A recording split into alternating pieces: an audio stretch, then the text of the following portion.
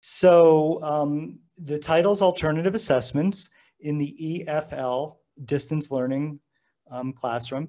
So for those people who, I'm sure everyone is familiar, but just in case, every time we use educational jargon, it's nice to just make sure that we're all talking about the same thing. So what we're talking about with EFL is English as a foreign language, which is how English is taught primarily in Israeli schools. And when we talk about distance learning, we're talking about how we're teaching while we are not present with our students.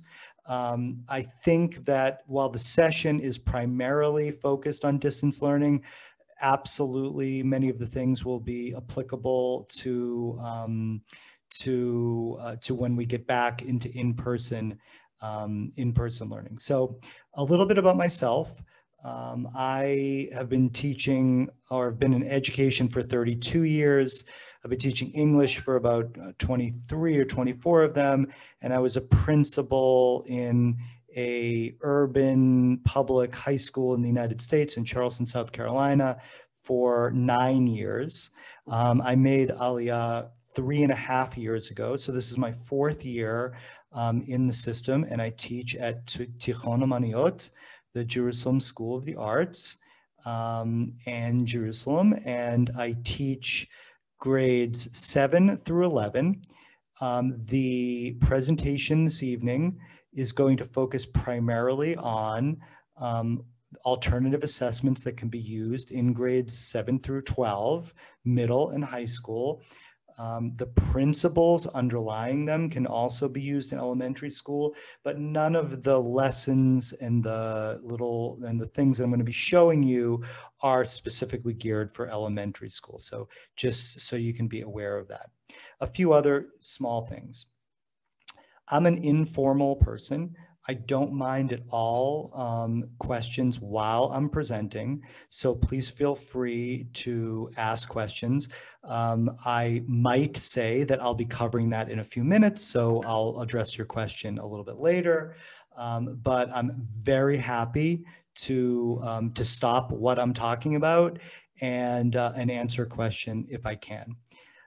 One more little thing before we begin is that many teachers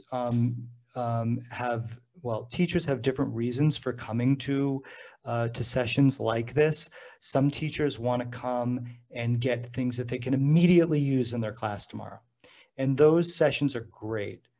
They're helpful and they're great, but this is not really that session. This is the type of session where we're going to take a little bit of a deep dive into alternative assessments. We're going to talk about a little bit of theory behind it, a lot of practice behind it, but it's not necessarily the type of thing you're going to come out and you're going to say, I want to do that tomorrow. But hopefully what you are going to come out of it with an expanded idea of what's possible. And once you have an expanded idea of what's possible, then you can start to fill up that possible with lots of good ideas, some of which you might get tonight when I talk about some of the things that I do and that I see in other classes, and some of those things you'll come up with on your own. And that's a real, the goal for me is if not what you think about this session tomorrow, but if you think about the session a month from now, or 5 months from now, or a year from now, and say, that really started my journey, or that really started it, that would make me much happier than if you learn a trick that you're going to be able to do in class tomorrow. So that's the goal. And before I sort of start with the content, does anybody have any initial questions that they have, or want to know what might or might not be in this presentation? Great. Okay. Again, feel free to interrupt me as we go. Okay, so I'm going to move on to the next slide. And we're going to talk about just the goals and some caveats about tonight's session. So the one goal will be if everybody considers the reasons for alternative assessments. And a second one would be to explore examples of alternative assessments, which I'm very excited to do with you tonight. and to discuss at the end instructional implications. So if we're going to do these alternative assessments, what does it mean for English in general, and what does it mean for my classroom? And to me, that's a very exciting conversation that hopefully we're going to have together by the end of the session. And there's just a few caveats. So let me just move this over on this side. Great. So we're going to focus on classroom alternative assessments and not like the big, we're not trying to, I'm not proposing we're to burn the whole system down and we're going to get rid of Bagriot and things like that. We're talking really about classroom focused stuff. And we're going to, again, focus on what you can do in an online environment. Now, we may be going back within weeks to in-person learning. Some of you may already be back to in-person learning. But the focus primarily is going to be on online and distance learning. Now, I've been doing these things for years, and I'll continue to do them.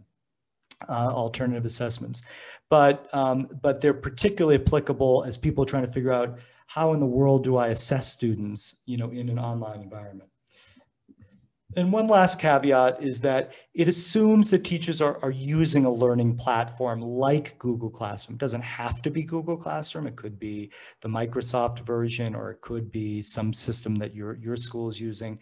But it does kind of suppose that you already have some facility with online delivery of content. Okay, any questions? Great, let's move forward. Okay, so this is the time of the session that we're going to share just a tiny bit. I tend not to do very much with breakout rooms and big introductions and things like that, but I do like to hear from you, and I like to get your participation. So the question I'm asking, that I'm going to ask you to share by chat, that you're going to share with everyone. You don't have to share anything. You can just watch. But if you do share, that would be really helpful. What are some challenges and successes that you have had specifically with assessment, not alternative assessment, just assessment?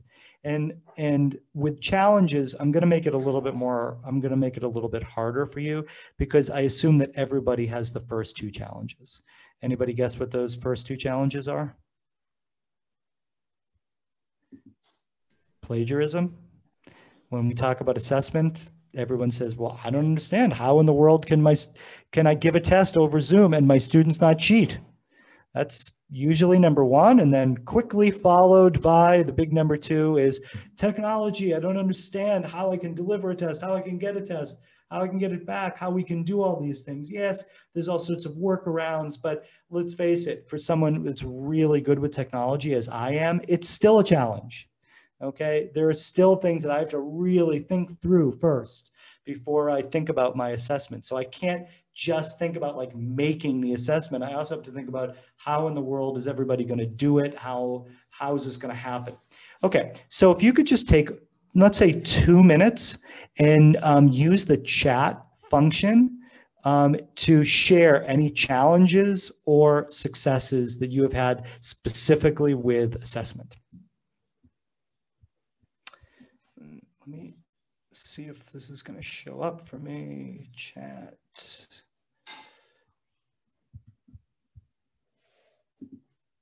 Okay. Good. All right. Authentic assessment. Student. Yep. Students cheat.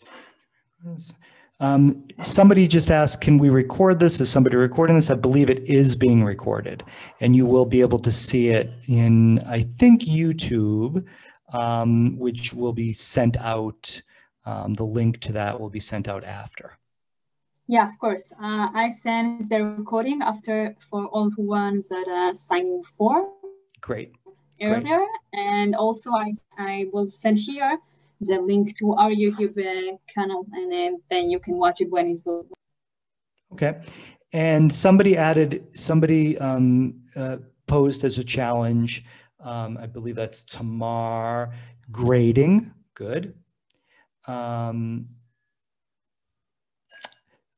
Khalid wrote, tests are time consuming, but then the system makes it easier. That's for correction. maybe I'll ask Khalid to say a little bit about that. Google Forms was being translated into Hebrew by Google. That's another technological problem. Excellent. Enav, motivating students during the Zoom session to even take the test. Great. I love, I'm not sure I'm saying your name right, Rohan. If a student really learned what I wanted them to learn, am I going to know that from a test? Reaching depressed pupils who hardly join. Yeah, that's, boy, everyone's facing that. Oh, a success. Establishing a time limit on Google Forms. Excellent, Audrey, great. And challenges. Having all students submit and complete work. Well, that's certainly a challenge. I don't know that I've ever gotten to that point, so that would be great. And a success. Using Google Classroom to easily allow students to track progress, to differentiate, and using a writing journal. Excellent. Okay, so let's stop at doing some sharing and let's move back to the slides. So let me see if I can see everyone again. Great. So again, we've talked about some challenges and we've talked about some successes, but it looks to me like the challenges far outweigh the successes, which is not at all a surprise. If you feel differently, that's great, but I assume partially that you're here as well because you would like a little bit more balance to challenges and successes. It shouldn't be that every time you want to assess someone, it's 10 challenges and 1 success. It shouldn't be that way. Okay, so let's talk about what it can look like where we can rebalance that a little bit. All right, so let's go to... Great. Okay, so let's just talk about assessments in general. Now, please forgive me. I do not mean at all to insult anyone's intelligence by saying things that we probably all know and understand, but it's nice to have a shared understanding, a shared grasp of sort of what we're talking about. So let's just go over some very basic things first, just about assessments. So assessments are an integral part of instructional flow. I have a chart for instructional flow, but here are the main parts. Look, we don't always do this, but we aspire to do this. What do we aspire to do? Plan a lesson, give some instruction. After we give some instruction, give students practice. Once they practice, we hope that we can give them feedback. After feedback, we hope they revise and then we use it and then we assess, okay? Now, if we're being really honest with ourselves, we probably don't do this all the time, but hopefully we're all aspiring to have a flow of our instruction that looks somewhat like this, okay? And what about a few more things about assessments? Look, assessments in the best possible way, they provide information for us, to teachers, on student progress. And they guide students in their learning. That may be what assessments are worst at. We hope that students will look at a test or look at an assessment that they do and help say, this is what I need to do better, or this is what I don't. But if we're really being honest, the students do that. I'd be interested in hearing what you have to say about that. And then look, tests offer us an opportunity to provide feedback. Sometimes the feedback is just a numerical grade. You got an 80. And that's all the students see. We spend all this time giving comments, but unfortunately, the students don't always look at those comments. They just look at the numerical grade. Okay, so at their best, assessments are direct, they're constructive, they're flexible, great. And at their worst, assessments are invasive, they induce anxiety, and sometimes they're just dead ends that are disconnected from the learning process. Okay, so what I'd like to do is just pause for one moment, and if anybody wants to share or ask a question just about this kind of baseline about assessments. Are we sharing the same ideas about in an ideal sense what assessments are doing? Anybody want to jump in?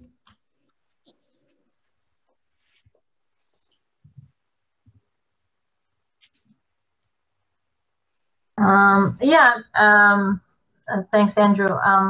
I think that our current platforms of using the remote learning platforms of like Google Classroom, for example, it does allow us to give feedback. The problem is there's some roadblocks when you have children with limited technical knowledge, and like you said, they don't see your comment, or they don't read, or they don't care to notice your comment.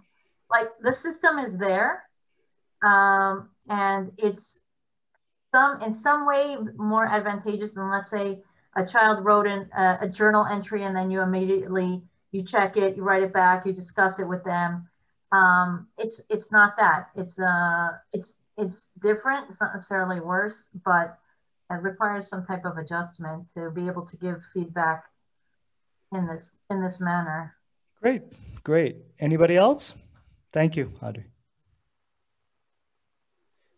Okay, so let's just take a moment again, just because I think from what happens forward in this presentation, it's kind of contingent upon us having a baseline idea of what instruction looks like leading up to an assessment. So we're teachers. We have a unit. We plan it. We do instruction. We have the students practice. We give the students some feedback. The students revise. They practice some more. They study for the test, and then we give an assessment. Okay, so the two red areas are the areas where the teacher, well, I also may be planning, are our opportunities to really kind of talk with the students and help them understand what they need to do. The feedback area is where it's done more informally, and the assessment at the end is done more formally. So we're going to talk next about our EFL classroom. All of us are teaching. I'm going to tell you a dirty little secret that I'm actually quite proud of. Almost everybody, when I was training for a teacher, when I was training to be an English teacher in 1990, almost every one of my colleagues who was training to be a teacher went into becoming an English teacher because they love reading and they wanted to share their love of reading with their students, or they loved writing and they want to share their love of writing with students. And I wasn't in either one of those categories.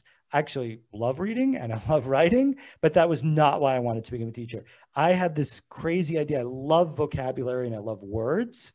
And I really wanted to spend a lot of time with words, helping students, build their vocabulary and things like that. When I was teaching in the United States, I developed, a whole series of vocabulary programs and things like that. Little did I know that that I would eventually come to Israel, where vocabulary instruction, particularly in an EFL classroom, is like super crucial. And in some ways, far, far more important than the literature component and perhaps even a writing component. Now, we can have a discussion about that, at another time. But the reason why I bring this up is because the assessments, the alternative assessments that we're going to talk about, we don't have an opportunity to talk about, assessments in every single area of English. But what we can do is I'm going to focus in on what it might look like with vocabulary, because hopefully we're all teaching vocabulary. If we're teaching in late elementary, middle, or high school, a big component of what we're doing is vocabulary instruction.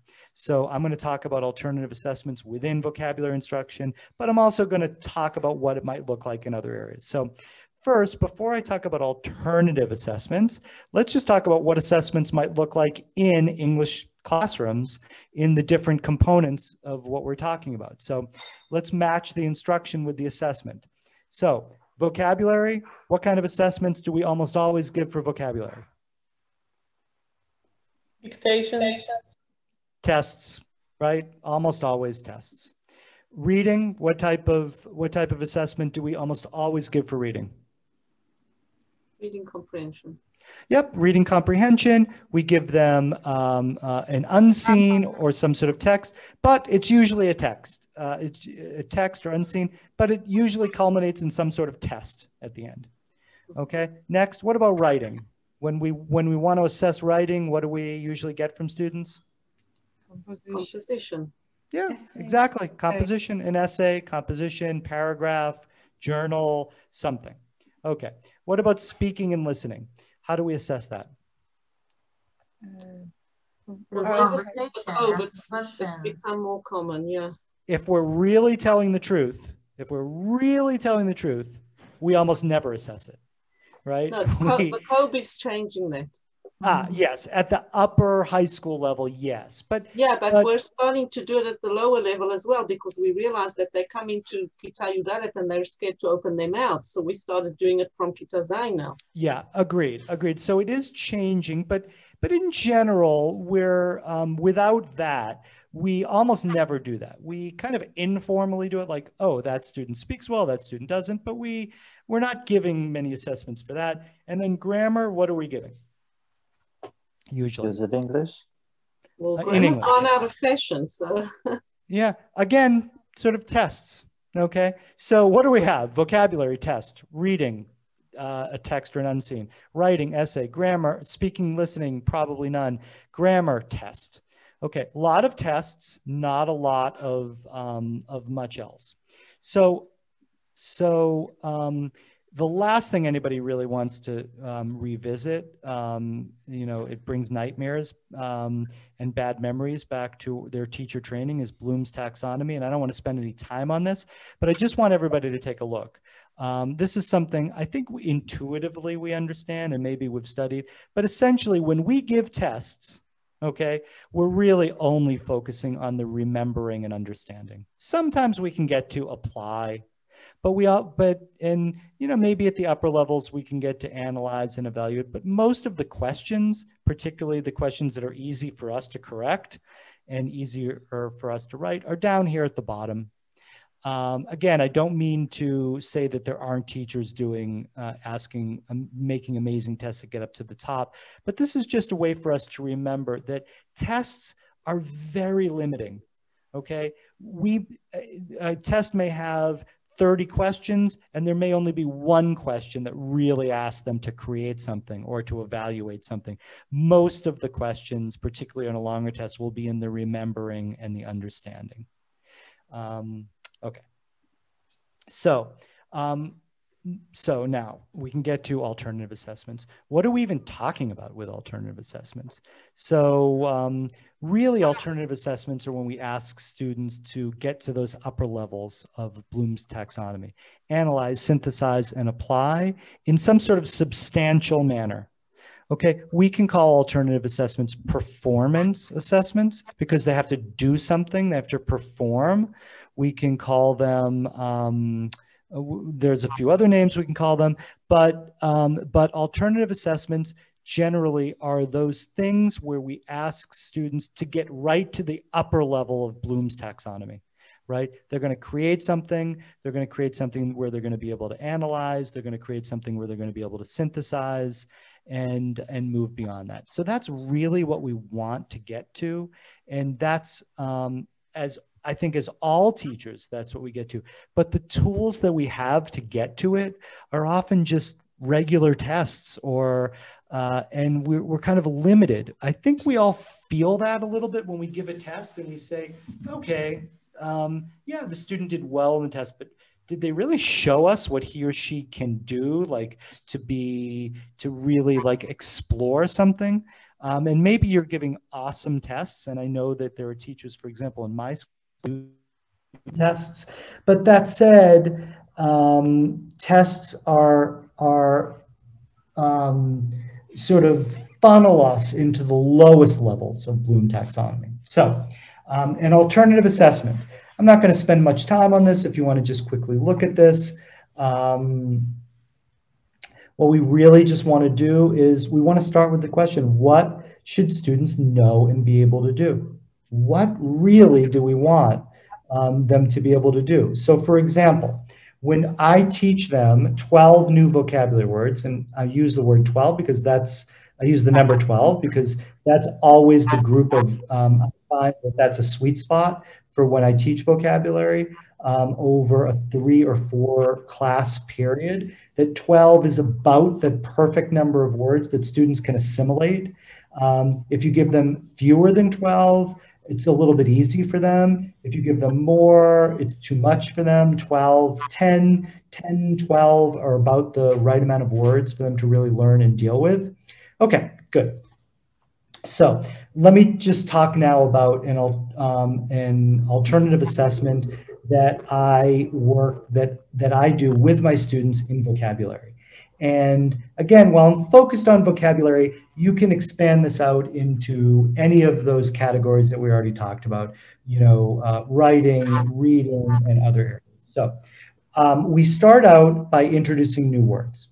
Okay, I start out by introducing my students with 12 words, and I create a Google slideshow in order to do that. So let me give you an example just of what that Google slideshow looks like. So this is the first slide of a slideshow that I did with my students roughly 3 weeks ago, and where we're working on vocabulary words 73 through 84. And these to the right are the vocabulary words that I was teaching. This was an 8th grade class. Okay, and the theme of the words, good qualities. Okay, great. So I start out and I have one slide for each one of these words. Okay, so let me show you, for example, what one of those slides look like.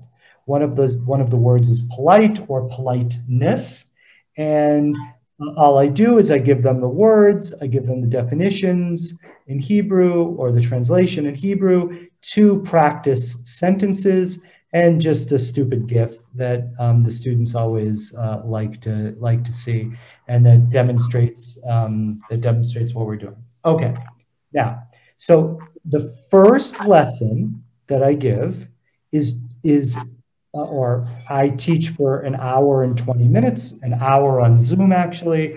And so I might spend 20 minutes going through a Google slideshow of 12 words, and then before I move on to other things for that lesson.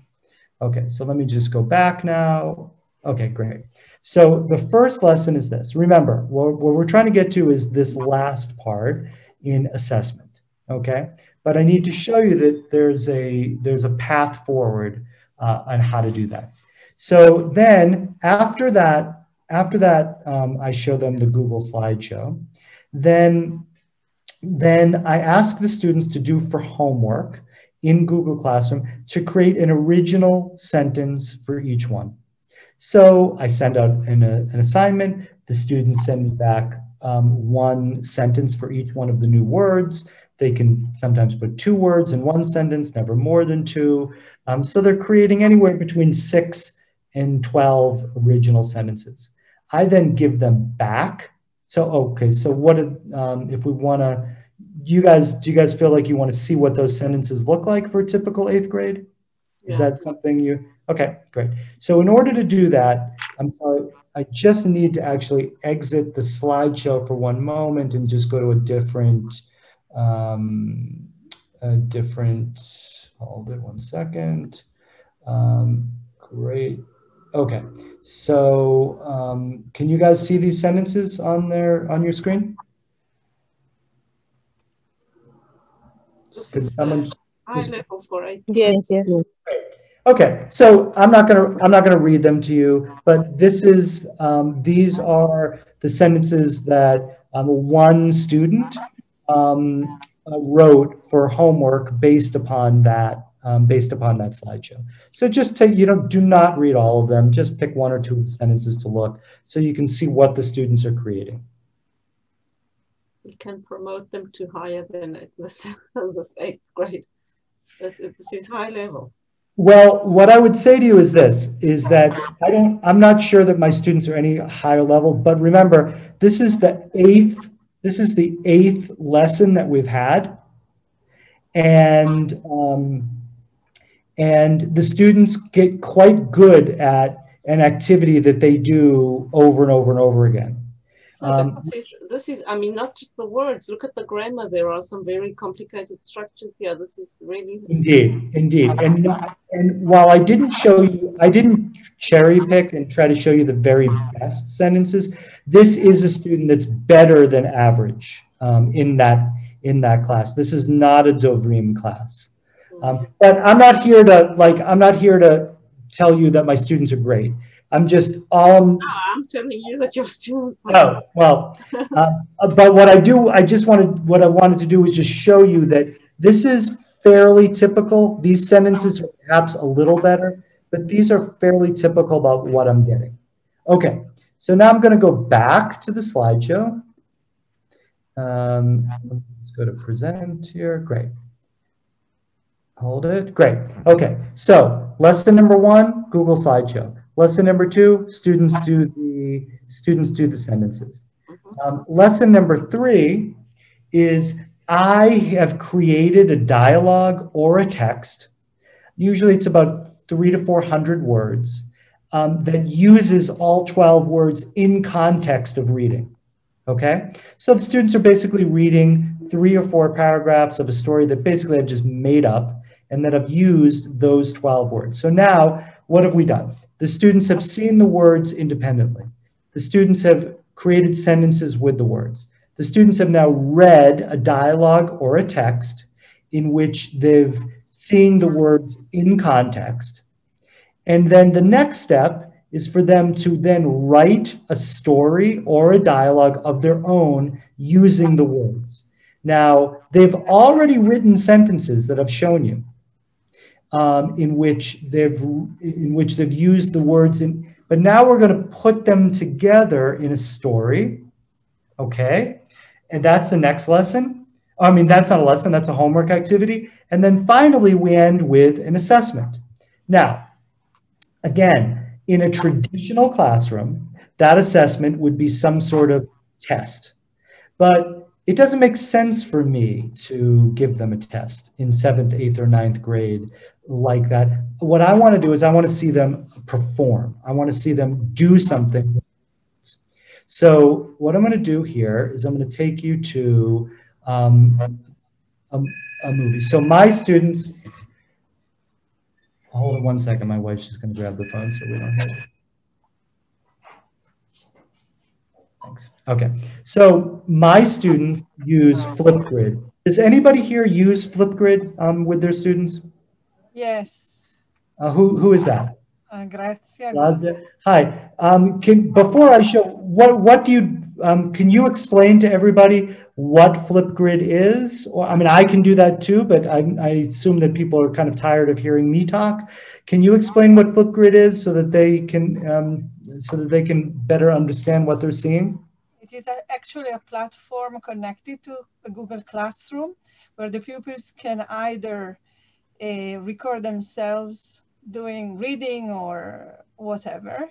They can, my pupils wanted only me to see them reading, but I saw that another teacher used it for dialogues among pupils. My pupils are shy, so I use the moderator function, and it's wonderful because it is connected to Google Classroom. So great. I actually used it even in 7th grade with pupils that had a hard time reading. And at the beginning with Zoom, the parents used to be close to them and I actually saw them helping them reading texts that we had practiced in class. And it's wonderful. Flipgrid is wonderful. I'm so happy to hear that.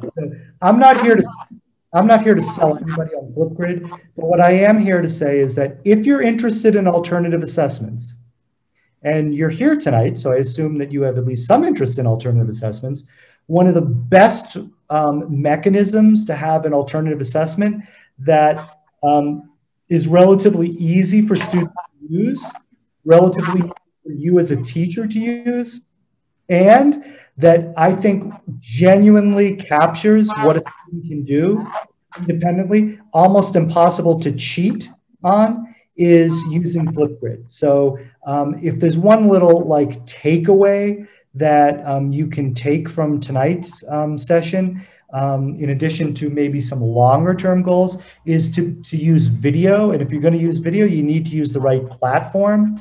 And Flipgrid is a perfect platform for student engagement and using it. Okay, so anyway, I've shown you all three things leading up to this video. So now I told you that the students had to write a story or a dialogue, and then finally we get to an assessment, which is just a test, quite frankly.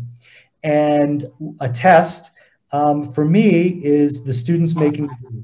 Now, I want to make clear that I asked the permission for the student and this parent to show this video. I explained that I was giving a webinar, and they were very happy to do it. So you're not looking at anything that the student and the parent have not agreed to show in this platform. So now, the audio on this is not great. Let me just explain. The student decided that she wanted to write a dialogue, and so she needed somebody in the video. So she wrote the whole dialogue, but her mother is the second person in the dialogue. So I'm going to play this for you, and it's about 1 minute and 20 seconds or so. Again, the audio is not great, but hopefully you'll be able to understand. It's using words that I showed you in the Google slideshow. Words about good qualities. Okay. Hi, my name is Apollo, and this is my mother, Osnat. Today I want to speak about our qualities as humans. You know, Mom, sometimes I think to myself, what kind of friends do I prefer? Such polite ones who do whatever I ask, or those who are willing to flow with my ideas but keep an open mind? It's an interesting thought. I can say that you are a curious person and very creative, and I find it hard to believe that you want friends that only do what you want. I think you're right. Now I want to ask you, who do you feel you can rely on? Someone who tells you everything directly, a straightforward person, or someone who is telling behind your back? I really prefer a straightforward person, and I prefer to rely on him. Now, Pal, it's my turn to ask you, what kind of person do you prefer to be? A person who excels in everything, or persevere in your task, even if it makes you fail several times? Do you mean that things come to him easily? I don't excel at many things, but I allow myself to be forgiving of failing. I know I can only grow up from failures. This is a really mature answer. I think you are too modest. And the most important thing is that you are a generous person and a very good friend and daughter. Okay. So let me just move on to the next slide for 1 second. So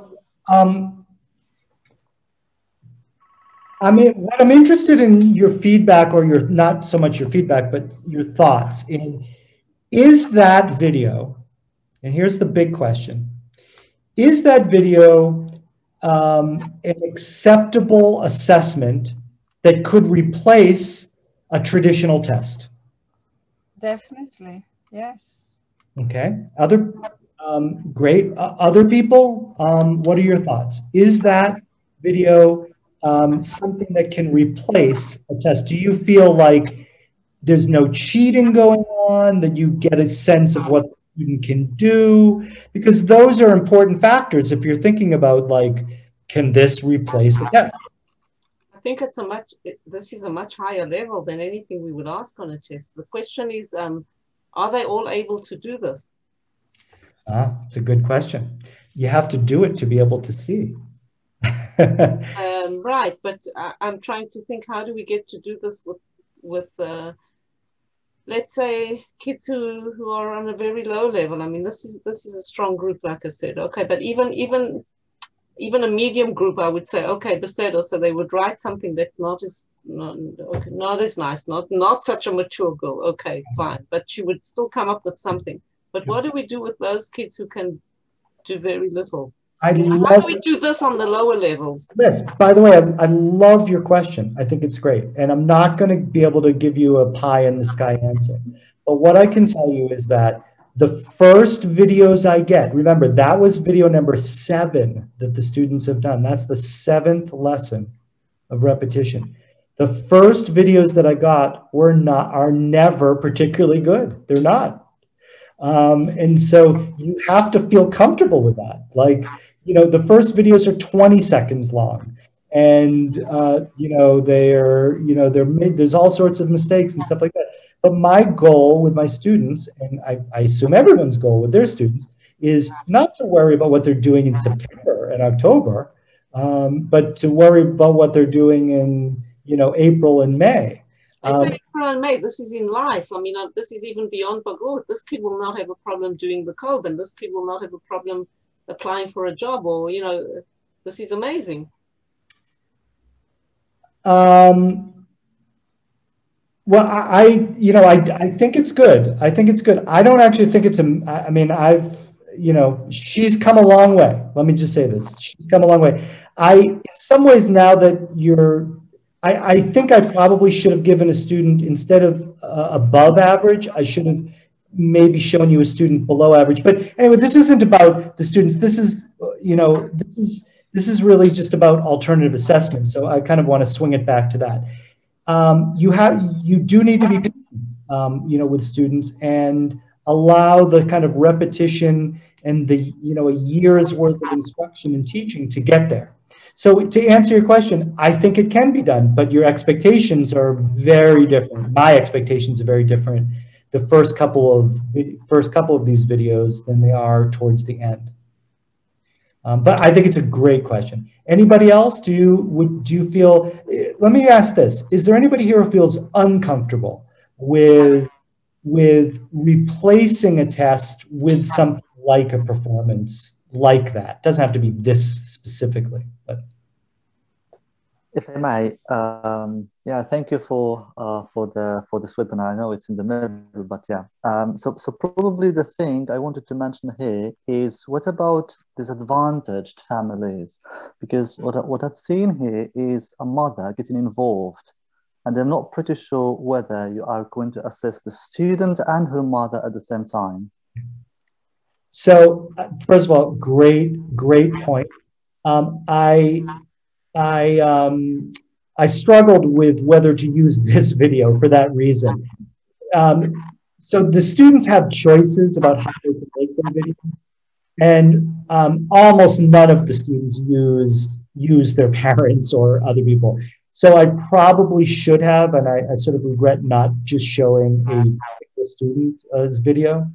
But so I think your point is well taken. In this particular case, it might be difficult to distinguish between the student and the parent, but most of my videos are just the student doing it. So very good point.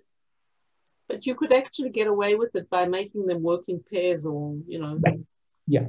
Okay. So I have another question. Okay, another question, and then after this question, I just want to go through the last 1 or 2 slides, and then have final questions. So go ahead. Okay, how do you know that students haven't written what they wanted in Google Translate, made a few corrections, and then read that out? How do you know that this form of assessment is actually assessing their ability? So this is really like a big question. And what I can tell you is that I can never say 100% that the kids do not use Google Translate, but because we're really working with these words over a period of time, I get a real sense of what is each student's ability. and get a real sense of what they're doing. I just don't think there are very many students that are relying on Google Translate, at least for big chunks of what they're doing. I assume that early on when they're learning the word, they might be using it, but that by the third or fourth class, when they're feeling comfortable with the word and feeling comfortable with how they can construct sentences around it, they just stop doing it. And so, but I think yours is a really, really important question. And I think everyone needs to answer that for themselves, and when they're working with students, how they can know that.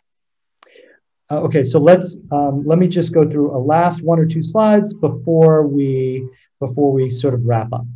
Okay, so now I showed you what assessments look like in an EFL classroom when traditionally, but what will those same activities look like with alternative assessments? So with vocabulary, we're looking at video, dialogue, and slides. With reading, we're looking at, again, video and slides. The students can do things in reading that don't just involve taking a comprehension test. With writing, it's probably still going to be an essay. That's not going to change whether we're in a traditional or an alternative setting. Speaking and listening, we can do embedded questions and videos. We can do, there's quite frankly a lot with video. And then grammar, probably we're still going to do something with a test in grammar. That's probably the one. Grammar and writing are the things that are going to look more traditional, and the other areas I think offer lots of opportunities for us to do alternative assessments. Okay, so just what are some essential tools for alternative assessments? I think that particularly people using Google Classroom and the Google Universe, Google Docs and Google Slides, I cannot emphasize enough, Google Slides are the kind of go-to teaching tool that I use in every single lesson. Edpuzzle, Pear Deck, Flipgrid, those 3 are kind of essential tech tools, along with Flipgrid's one of them, that we should be using. The YouTube channel, New Ed Tech Classroom, has simply the best videos to train you on any one of these things. You want to learn how to use Flipgrid, go to New Ed Tech Classroom. You want to know how to use Pear Deck or Edpuzzle or 20 other different programs. They're little 10-minute videos by a teacher in San Francisco who is amazing. And I strongly recommend you go to the YouTube channel, New Ed Tech Classroom. Okay. So we're coming to here, 5 minutes. I guess I kind of want to not do these pros and cons and want to open it up to some questions and answers, because we only have about 5 minutes. So can we do that? Do people have more questions and concerns that we can share and talk about? Audrey? Yeah. Spelling. Spelling. It's great. It's kind of like I've had to give up on spelling, but yeah, I don't want to have to give up on spelling. And I teach, a group prep. They need to know how to spell. Great. So, so spelling is one of those things that people feel deep. It's like a deeply personal thing for. So there's teachers who just feel absolutely that spelling is super, super, super important. And then there's teachers like me on the other end of the spectrum that feel like, spelling is not particularly important. And I don't want to worry about that in these types of assessments. So what I would say is, if you care about spelling, you're gonna need to find ways to. I don't have any easy answers. What I'm saying. Other questions?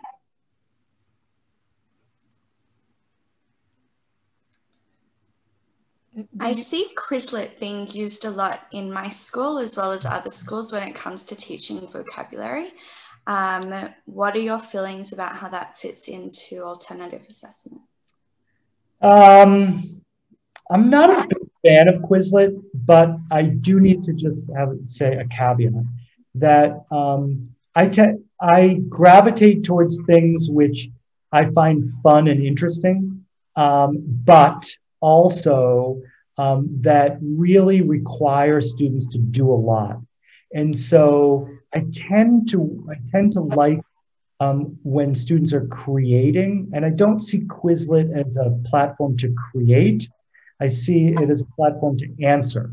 And so I want to get students out of just answering, flipping through to answer things, and more into creating sentences, creating stories, creating videos, speaking in that way.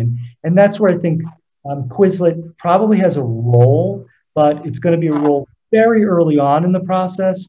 And for many people, it seems like that's the end point of the role. But it seems to me Quizlet should be much more towards the beginning of the process that we want to get to, if that makes sense. Yeah. Other questions? By the way, there have been some awesome questions tonight.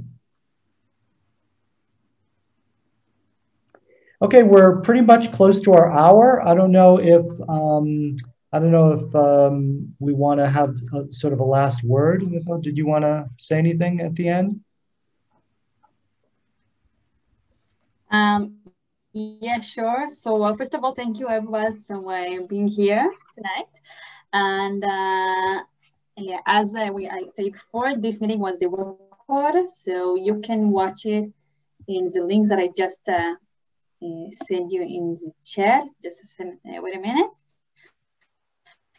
And also, we are like if you will send us what you're thinking about this meeting and what you need for the next time. And also, I send you my mail, and you can connect with me anytime if you next thing that we need to talk about it in the studio. So just wait a minute. I send you the details and what it is. And also, I just want to say I'm going to stay past 9:30. And if there are some individual questions that people want to talk about, or some concerns, or there were things you heard that you want to challenge me on, that's great. I'm happy to talk with you and keep the conversation going. On the last slide that I didn't show you is my email, and you're welcome to email me. And what I can do is I can put that in the chat as well, and I welcome any feedback that you have. Look, this is a life passion for me.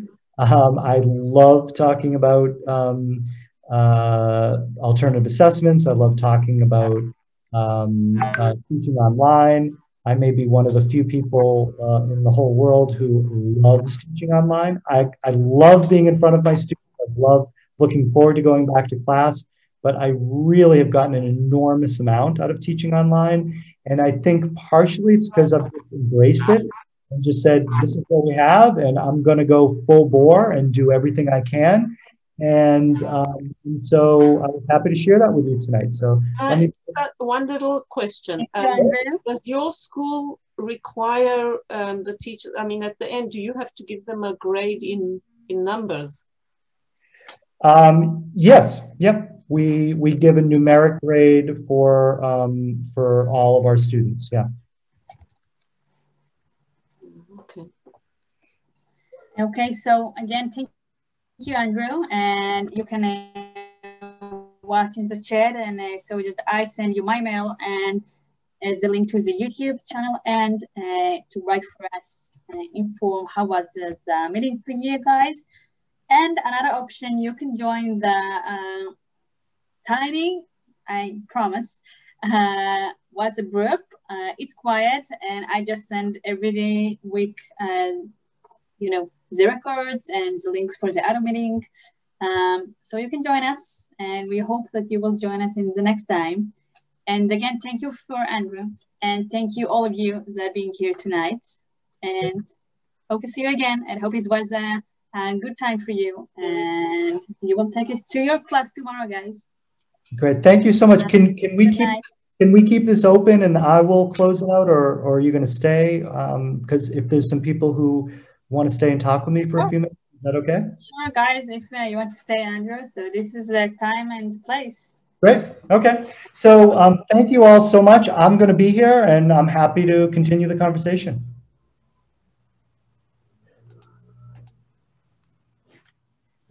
Thank you. Thank you. Thank you. It was lovely. Thanks. Thank you. Andrew, I was wondering, the words that you were teaching your students, were they from a textbook or are you creating your own work? That's the first question. The second question is, you spoke about how you spent 20 minutes going through the words and then students had homework.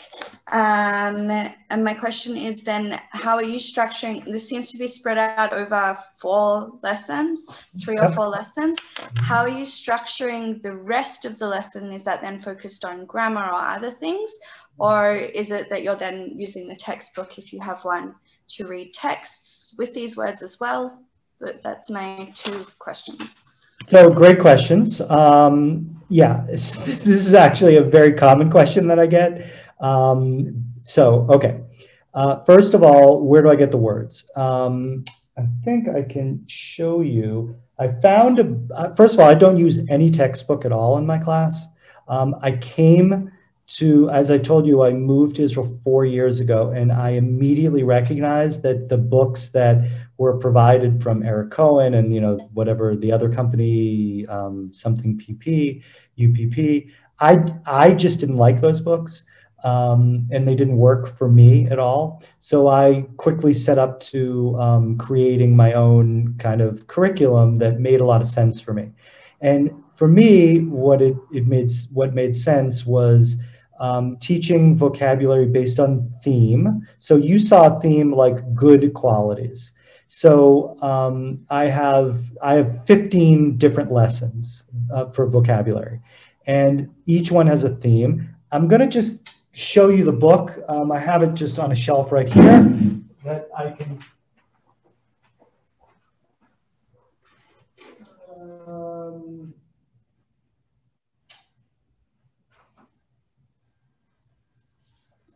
Wait one moment. No problem.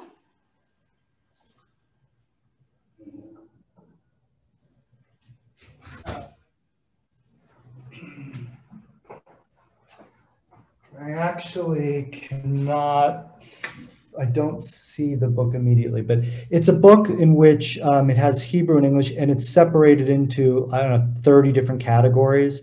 And in the categories, they have, you know, nouns, adjective, verbs, you know, different parts of speech. So what I do out of 12 words is I usually choose 6 nouns, 3 verbs, 3 adjectives, something like that, you know, an adverb there, whatever.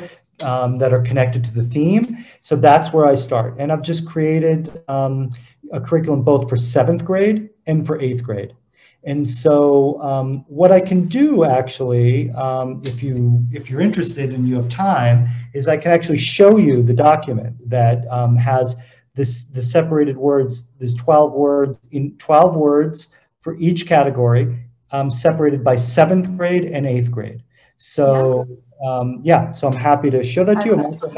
I'm also happy to forward it to you as well and share it with you as well. So then so now that I've got the 12 words, I've created slideshows for each of the 12 words, and then I've created texts or dialogues. In 7th grade, I've written a dialogue for all the lessons, and in 8th grade, I've written a text for each one of the lessons using those words. And then over the years, I've also, as the students have sent me sentences, I've collected the best sentences. So now I have model sentences and I have model stories. I basically have an entire vocabulary curriculum for grades 7 and 8 that is absolutely applicable for low and medium students. It's not made for Dovrim. I don't teach Dovrim. It's made for them, and I'm happy to share that out. I created it, and it really works for me. Okay, so that's the first part of your question. The second part of your question is, what else do I do in my class? So it depends whether I'm teaching online or I'm teaching in person. If I'm teaching online, I'm doing more grammar than I normally do. So because grammar is particularly it's particularly suitable for participation in an online classroom, I find. So I'm doing a little bit of grammar, a little bit of vocabulary, and a little bit of reading, and a little bit of writing. So that's my hour of Zoom. In our school, we would, if we were teaching in person, it would be 1 hour and 20 minutes, but when we're on Zoom, it's 1 hour. So it's roughly those 4 different areas. I do vocabulary, I do grammar, I do reading, and I do writing every day. So that's what I do.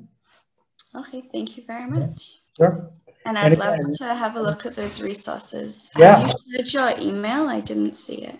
I did, I sent it on a chat, but you can also, if you have a pen right there. It's just my first. Here it is, yeah, I've got it. Okay. Anybody else? Any other? Are the words according to the bands, or they're just words that you think are the right level? Is there anybody here from the Ministry of Education? Okay. Oh, sorry, I'm not from the ministry. I'm just curious. Okay, so I have a big look. I've been teaching vocabulary for 32 years. The bands are a mess to me. They are. It's not that they're not unsalvageable or unusable, but in the form that they're given to us by the Ministry of Education, they really are unusable. Okay. Look, the words that I use are clearly appropriate for 7th and 8th grade, and whether they're in the bands or not isn't particularly important to me. It might be more important to the Ministry of Education, but they're not particularly important to me.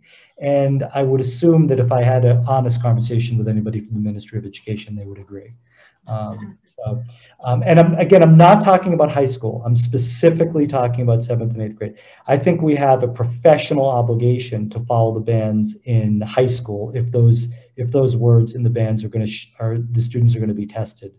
I think it's a professional responsibility for us to follow that. I don't think that's as true in middle school. I don't think the bands carry any particular weight for standardized testing. Okay, thank you. Sure. Okay, do you want me to, if there are other questions, do you want me to show you? I can share screen and I can show you the vocabulary. Let me just make sure I bring it up here and get it set up. Let me just get rid of this and go to vocabulary here. Okay. All right, so I'm almost ready to share screen with you as soon as this comes up. Okay, so share screen. And, okay, so can you guys see this? Can somebody just confirm that they can see it? Yes. So, okay, so this is a document that's, I think, 15 pages long, and each page has 12 words for 7th grade and 12 words for 8th grade that deal with one theme. So for the first lesson of the year is education. And if I'm teaching 7th grade, these are the words I'm teaching. And if I'm teaching 8th grade, these are the words that I'm teaching. Now, ignore the translations. My Hebrew is really poor, so some of the translations in Hebrew may not be great.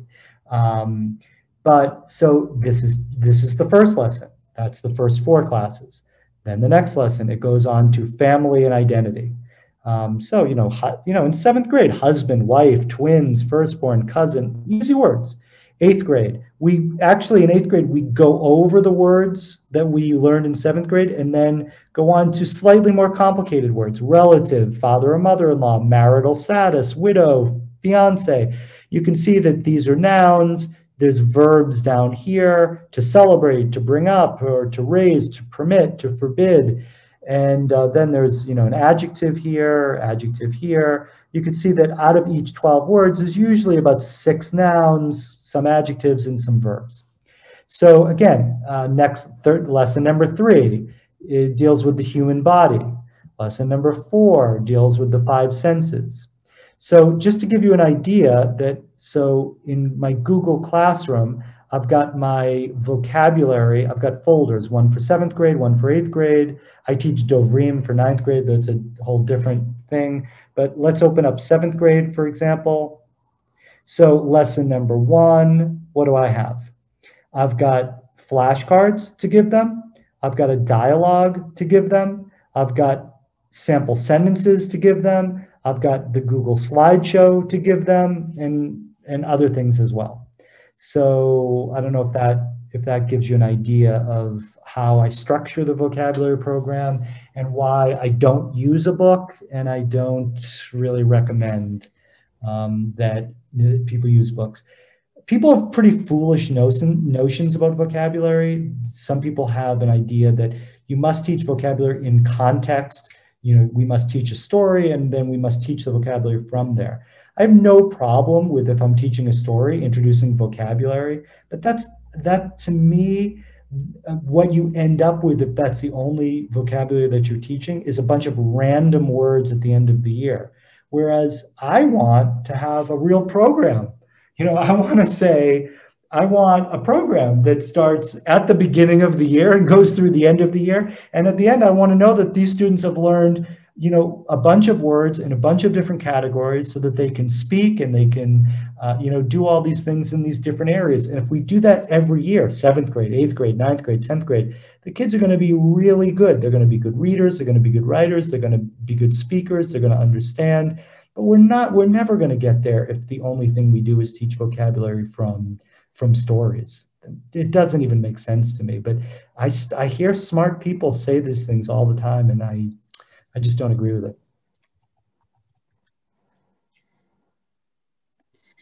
One final question, if nobody else has one. I have students that come into 7th grade as weak students that don't know how to read in English, let alone some of the activities you were showing, putting together sentences. Yeah. How would you adapt this for students that come in weaker, or your expectations of them? Right, so great question. Let me just, I want to be totally honest. I've been here for 4 years and I've taught, we have a great system in our school. I have a really brilliant rekezet, and I think we've got 6 teachers. Every teacher teaches 1 Dovrim, 1 lowest level, 1, you know, she has it. It's not, we don't have 1 teacher teaching all the Dovrim and 1 teacher teaching all the lowest levels. I've always taught 1 or 2 lowest level students who have trouble reading and things like that. I always have a vocabulary program for them. I have similar expectations, but I move much slower. And instead of 12 words, I might do 8 words. And instead of, you know, sentences that, for example, in 8th grade, I require all of my students to write sentences that have at least 10 words in it. It seems weird, but what I've found is that if I just give a student the word polite and the student just writes a sentence like, my mother is polite, the student doesn't really get anything out of that. So one way to fix that problem is just to say, every sentence you do must have a certain number of words. You can choose whatever number it is. From experience, I know that in 7th grade, it's usually about 8 words in a sentence. And in 8th grade, it's usually about 10 or 11 words per sentence. It forces them to write more sophisticated sentences, and they struggle big time at the beginning of the year. The truth is, the lowest level students, it's a struggle. And so you just have to modify the best way you can, probably fewer words and shorter sentences, but they have to do the same things. They must learn vocabulary, they must write sentences, and they, quite frankly, must speak. It's just that everything is going to look, you know, they're going to, you know, it's going to be harder for them and it's not going to look the same for them, but they need to do those things. I believe it's a lot of energy that you need to bring. That's actually one of the big differences. In 7th and 8th grade, look, I have students that don't do all of their assignments, but I don't, you know, generally there's a core group of students that they'll do what I ask them to do. When I get to the lowest level students, you don't have that core anymore. Everything is hard for them. It's a huge struggle. So yeah, you know, I would absolutely do the same program, but I would probably do fewer words, shorter sentences. You know, instead of a 40-minute video, 40-second video, they might only be able to make a 15-second video. I'm not sure, but I do think they need to do it. I believe that.